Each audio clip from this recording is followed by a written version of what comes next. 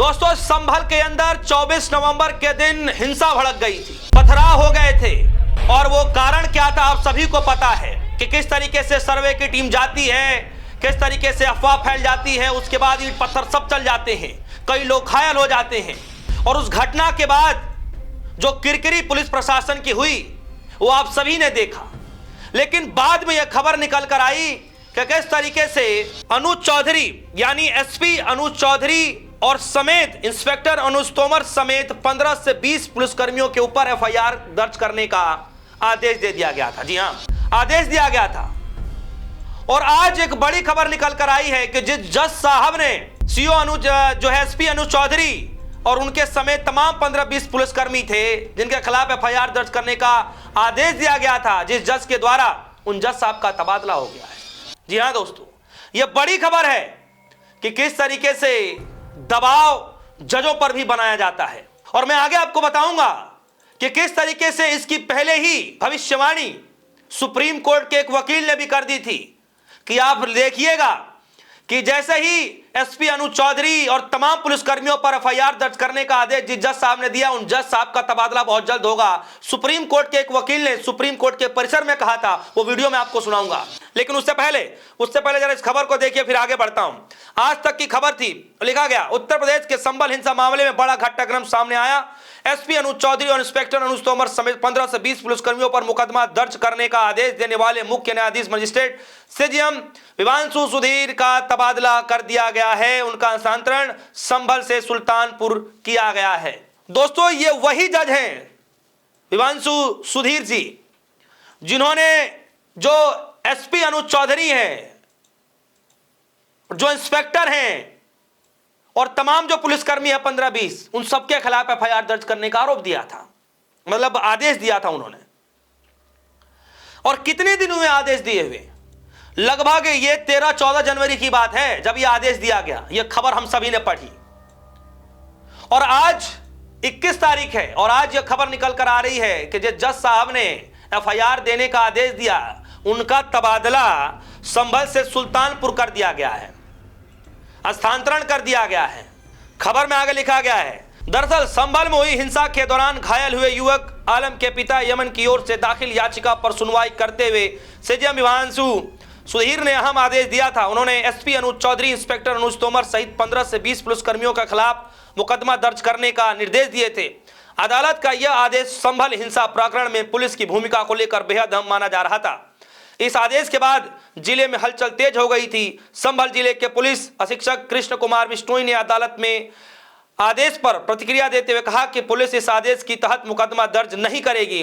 उन्होंने यह भी कहा कि अदालत के आदेश को उच्च न्यायालय को चुनौती दी जाएगी, इसके खिलाफ अपील दायर की जाएगी। अब सीजेएम विवांशु सुधीर के तबादले के बाद इस पूरे मामले में नया मोड़ ले लिया है। उनके हस्तांतरण को लेकर तरह तरह की चर्चाएं शुरू हो गई हैं। हालांकि प्रशासनिक स्तर पर इसे नियमित तबादला प्रक्रिया बताया जा रहा है, लेकिन समय पर और परिस्थितियों को देखते हुए फैसला सवालों के घेरे में आता दिखाई दे रहा है। और यह सवाल क्यों ना पूछा जाए और यह सवालों के घेरे में क्यों ना आया जाए? समय देखिए कि इसी महीने के ठीक 13-14 तारीख को जज साहब आदेश देते हैं कि एफआईआर दर्ज किया जाए और ठीक 7 से 8 दिन के बाद, ठीक एक हफ्ते के भीतर ही जज साहब का तबादला हो जा रहा है। और यहां पर कहा जा रहा है कि नहीं, मामूली रूप से किया जा रहा है, समय के रूप किया जा रहा है, मतलब समय हो गया था। तो कैसे लोगों को बताया जाता है और हकीकत क्या होता है आप सभी के सामने मैंने रख दिया। अब जरा सुनिए कि जब पत्रकारों ने, हमारे साथियों ने, जब सुप्रीम कोर्ट के अंदर जाकर माने जाने एडवोकेट जो बलराज मलिक जी हैं, सुप्रीम कोर्ट के माने जाने एडवोकेट हैं, जब उनसे सवाल पूछा गया संभल की प्रक्रिया को लेकर के कि एफआईआर दर्ज करने का आदेश जज साहब ने दे दिया है, तब उन्होंने क्या कहा था, पहले भविष्यवाणी कर दी। जरा सुनिए आप। आपको लगता है कि जो न्यायिक मजिस्ट्रेट है उनकी कुर्सी बची रहेगी या ट्रांसफर कर दिया जाएगा, क्योंकि पैटर्न चला हमारे देश में? बिल्कुल पैटर्न यही है, जो एफआईआर का आदेश इस तरह देता है नेताओं के खिलाफ या नेताओं द्वारा प्रोटेक्टेड अफसरों के खिलाफ, तो उस जज की बदली हो जाती है। बिल्कुल आपने सही कहा। यहाँ तो हाई कोर्ट के जज की बदली हो गई थी, मुरलीधर की, जिसने बीजेपी के नेताओं को जो आग लगाने के लिए बेहुदा भाषा का इस्तेमाल कर रहे थे। एक तो मिश्रा ही है, अनिल मिश्रा, जो कपिल मिश्रा, जो कभी दिल्ली विधानसभा में इनके चरित्र को तार तार कर रहा था प्राइम मिनिस्टर के, आज वो उसी बीजेपी में नेता है। और जो दिल्ली दंगों में प्रमुख घटिया भाषा यूज कर रहा था, जब उसके खिलाफ आदेश दिया जस्टिस मुरलीधर ने, तो रात को ही बदली हो गई थी भाई।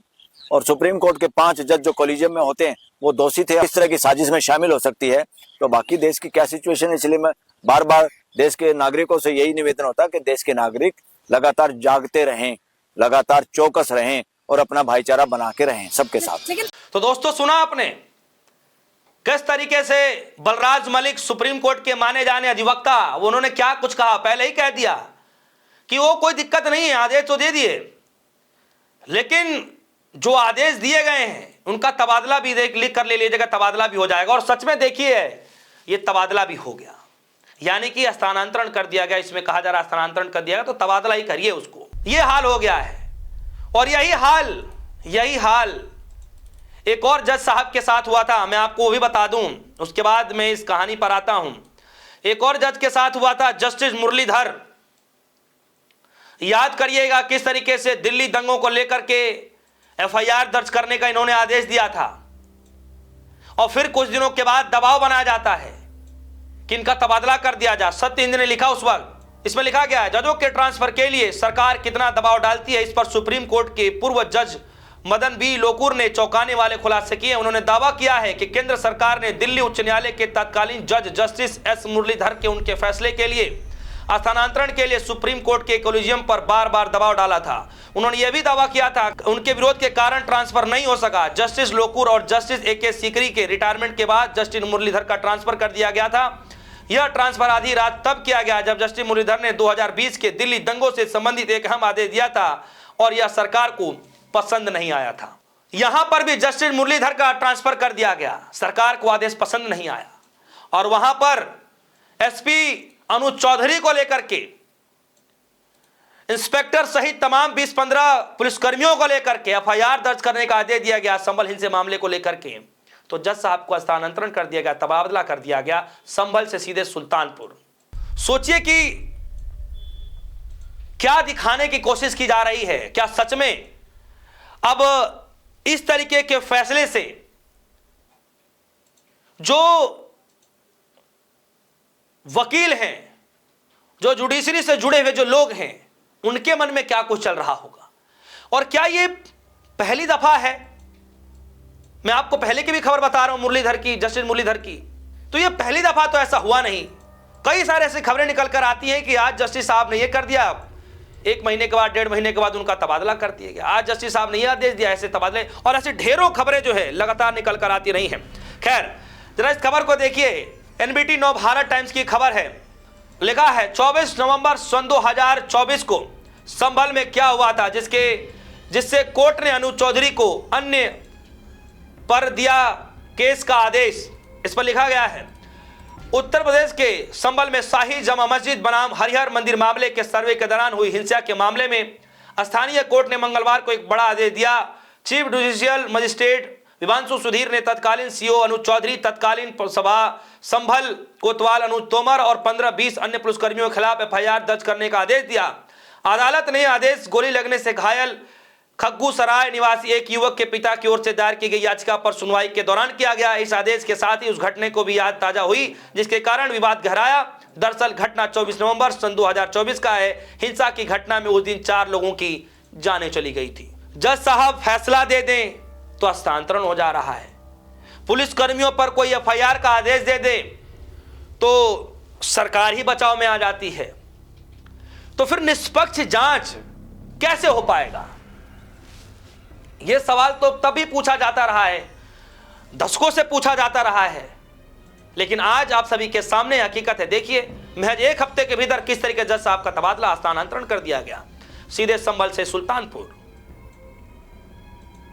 तो दोस्तों इस खबर को लेकर आपकी क्या राय है?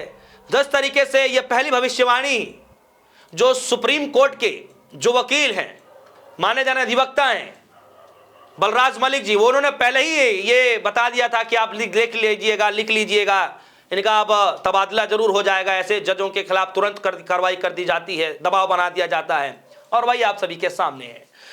कुल मिलाकर इस खबर को लेकर आपकी क्या राय है? क्या सच में जज साहब को उस आदेश के बाद ही तबादला किया गया? क्या सोच समझ करके तबादला किया गया? क्या सच में दबाव बनाया गया, जैसे जस्टिस मुरलीधर पर दबाव बनाया गया, जिस तरह की खबरें चली? अब आपको क्या लगता है इस खबर को लेकर? वीडियो कमेंट सेक्शन में जाइएगा, अपनी राय रखिएगा। फिलहाल के लिए दीजिए इजाजत, देखते रहिए धन्यवाद।